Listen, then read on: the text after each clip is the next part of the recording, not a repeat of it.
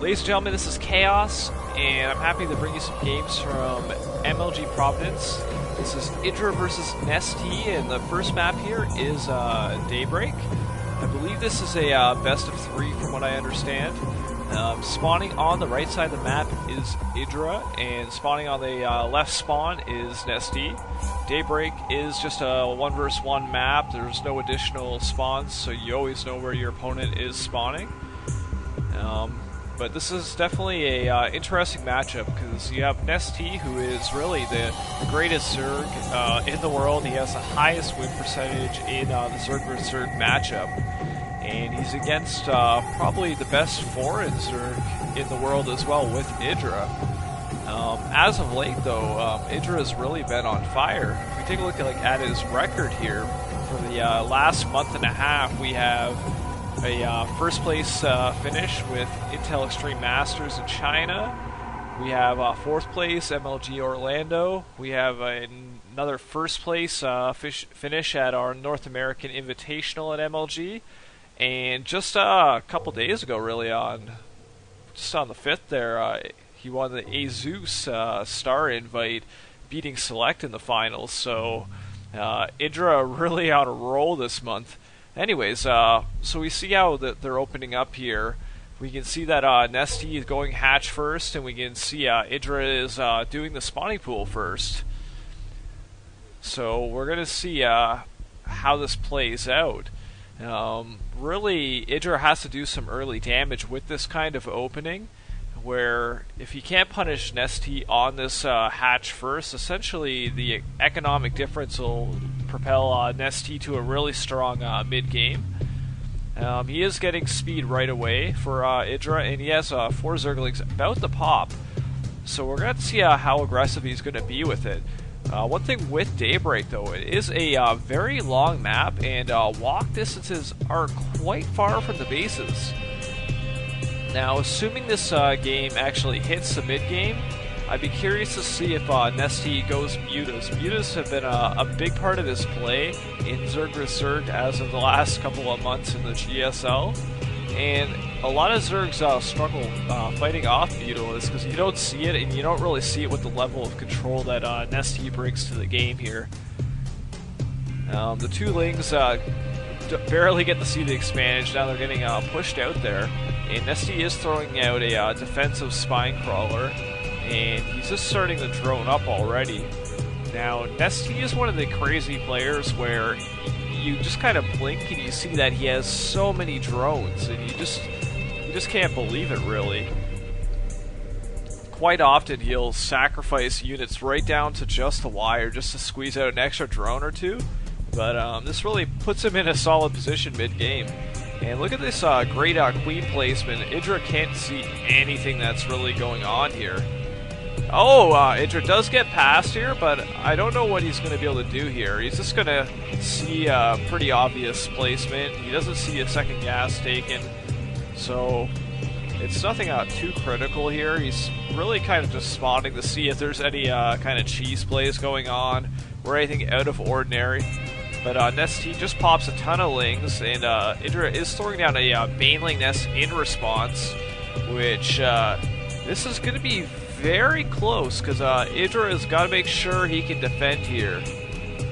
Now, if Idra can get past this, though, and do some decent damage with the banelings, he'll be in a great position here. So here the engagement's about to happen here. Positioning is going to be very important here. We can't let Nestea into the main there.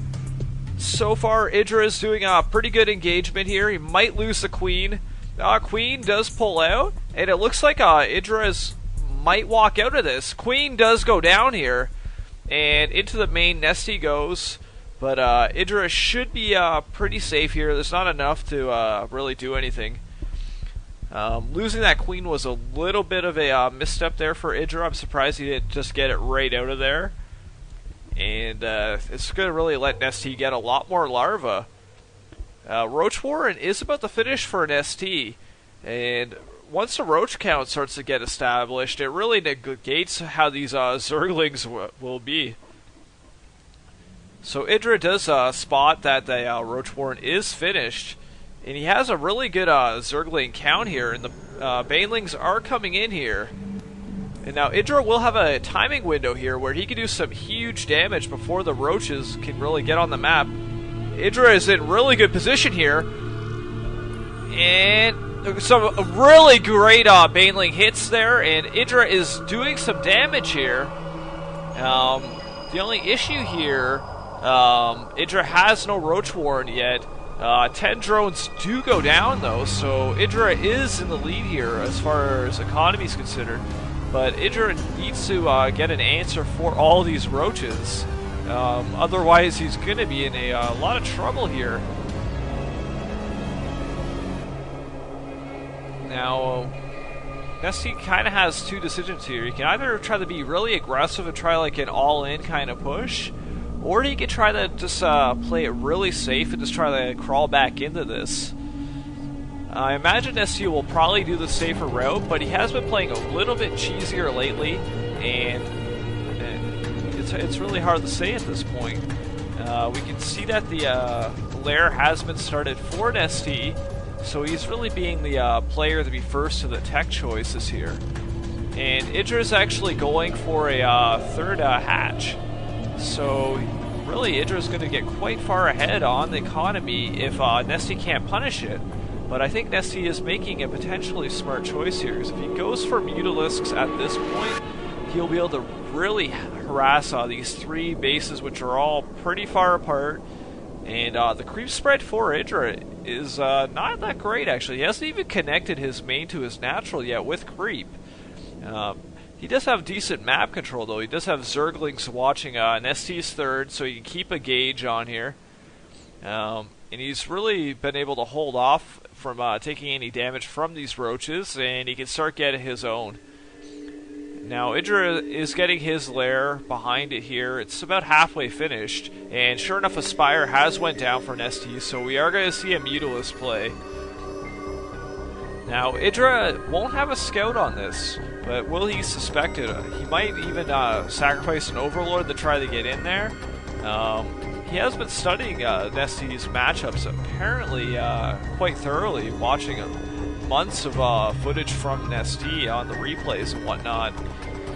And he relies on Mutas so often, so Idra's got to have a little bit of a sense that it's coming. And it looks like Nestea does get a complete scout of Idra, and a little bit of a blunder. Nestea's going to feel pretty good after seeing all that.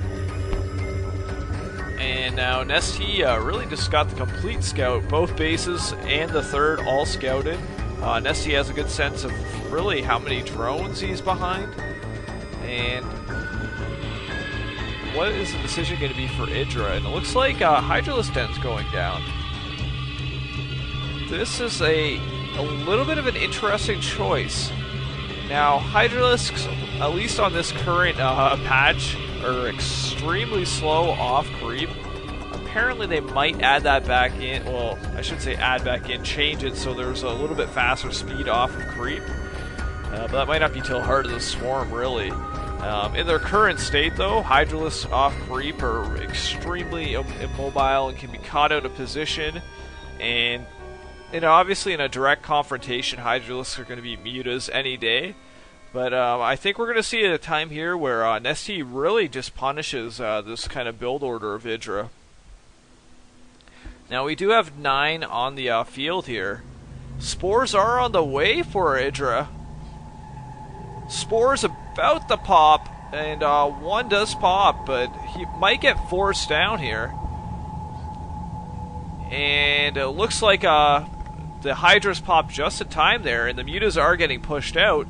Not a ton of damage, but now here the harassment starts, the natural having to be evacuated at this point, and these slow Hydralisks are just scrambling to try to fend off.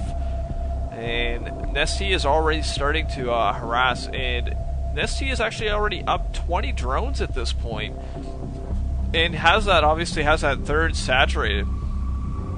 Look at the mutas are pushing off the workers again, and he's just kind of picking a drone off at a time. When you're playing at like the top level, it's not always kind of about just going in and getting 10, 15 drone kills. It's just about picking off 1 or 2 at a time and just kind of really winning by inches is kind of what StarCraft 2 is all about. I'm still shocked that the creep spread really hasn't started. Usually if you're going to go with any kind of Hydra build, you build an extra queen or two just so you can kind of get this creep spread going. Because right now, Idra is really more stuck into like a really defensive state, and he has to keep the Idras, keep the Hydras very close to all his hatcheries, and not overcommit. It's actually very similar to the kind of the Protoss Death Ball, where you have to make sure your Colossus and your Stalkers and everything are in a really good position. Now right here, we're going to see Idra push out here. Now we are seeing a creep highway go down for Idra, so the speed for these Hydras will be up. So Idra's really committing to this attack, so he's got to do a ton of damage. Let's see how Nestea is going to respond here. The rocks are about to go down.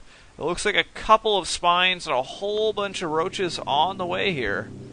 And a fourth base going down for Idra in the bottom right position. And really, this is going to be the timing here for Idra. If Nestea defends this, though, I think he's going to be in great shape. But we do have infestors about to pop for Nestea.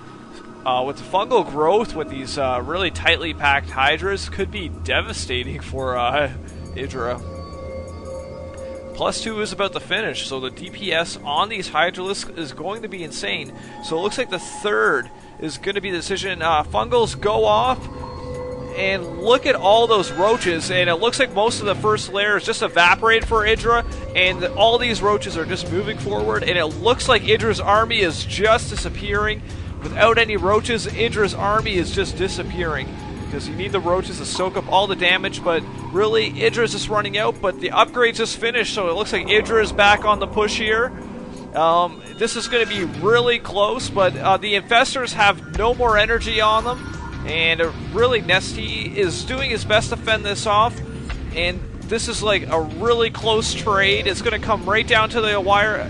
But a whole bunch more roaches just pop for Nestea. And really, look at all the roaches for Idra just all rallying to the third. This is going to be so close. Those infestors are getting closer to having another fungal. But now Idra's roaches get back in the fray here. Now Idra has way better numbers. And huge fungal goes down, hitting about 8 roaches there. And now Idra is starting to do huge damage. Another huge fungal go. But this is going to be such a important attack here. Infestors are starting to drop. And really, it looks like Idra is pulling through here.